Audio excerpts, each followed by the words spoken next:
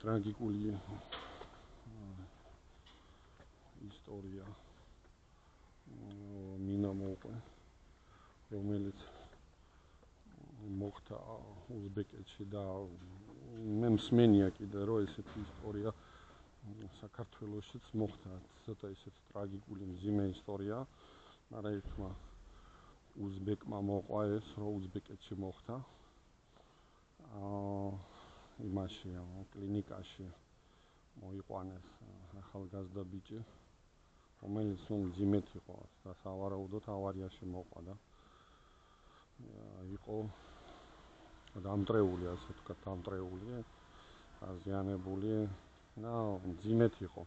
საოპერაციოდ იყო ეს ბიჭი, ასე ვთქვათ, გამზადებული იმ თვალსაზრისით, რომ რაღაც უბედური შემთხვევა დაემართა ამ ბიჭს და რა თქმა უნდა ეს ექიმები გაიქცნენ, ყავდათ ქირურგი, რაღაც თავარი ექიმი იყო თუ რაღაც და უთხრეს რომ პაციენტია ბიჭი ახალგაზრდა შემოყვანილი კლინიკაში და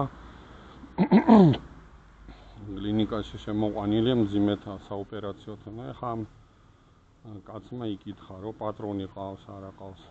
უთხრეს რომ არა ყავს, ვიღაც ბიჭებმა მოიყვანეს და არც პატრონი ყავთ არაფერი.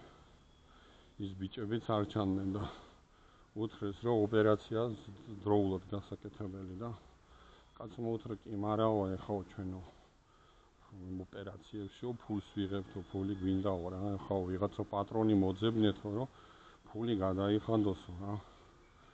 ესეთ ამ კაცს შეეძლო გაეკეთებინა ოპერაცია, მაგრამ ფული ყარებია და არ გაუკეთა ოპერაცია დროულად და სამწუხაროდ ეს ახალგაზრდა ბიჭი დაიღუპა. და მე ავიდნენ ისევ ეს ლექტნები ექიმები და ამცნობეს რომ კიდან გამომდინარე რომ დროულად არ გაკეთდა არაფერი.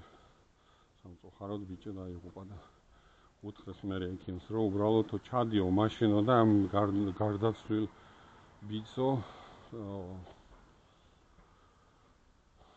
რაღაცა საბუთებიაო, შესავსებიაო და უბრალოდ დახედეო და რომ ჩავიდა ეს ქირურგი თუ ვინც იყო მთავარი ექიმი უზბეკეთში ყოფილა ეს ამბავ იგივე. მსმენია რომ მსგავსი რაღაც საქართველოში იყო, მაგრამ ეხლა რაც ინტერნეტში მოყვეს და რომ დახედა იმ გარდაცვლილ ბიჭს შვილი ყოფილა, მაგის შვილი და თავი მოიკლა რა ამ ექიმმა. თავი მოიკლა, იმიტომ რომ ესეთი რაღაცა მოხდა რა, შეეძლო გადაირჩინა, მაგრამ არ იცოდა შვილი ვიღა, ამიტომ ესეთი რაღაცა ბევრ ამეზე აფიქრებს საერთოდ რაღაც. მერტმა ყველა დაიფაროს ესეთი რაღაცა.